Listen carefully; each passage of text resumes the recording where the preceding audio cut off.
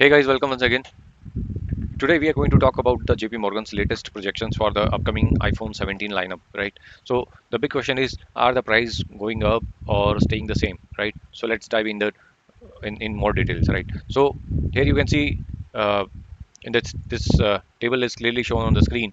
So and I'll just zoom it out. So here is a full pricing breakdown as per JP Morgan's latest report. So iPhone 17, as you can see, $799. So no price increase compared to last year. iPhone 17 Air expected between $899 and $949. So this is a brand a new model replacing the Plus, so it could see a slight bump, right? So iPhone 17 Pro $1,099. This is the only model confirmed for a price increase, right? But there is a twist.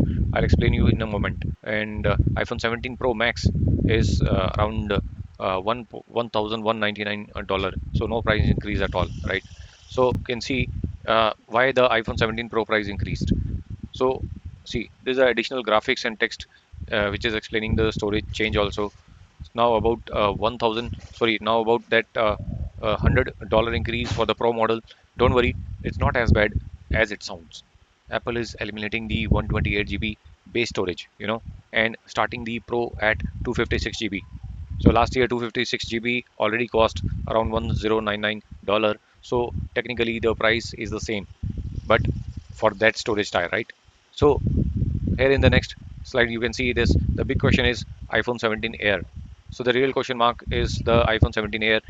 It's the new ultra thin model replacing the Plus version, right? So will Apple price it at $899 to stay competitive, or $949 to reflect the new designs, right? So we'll find out soon.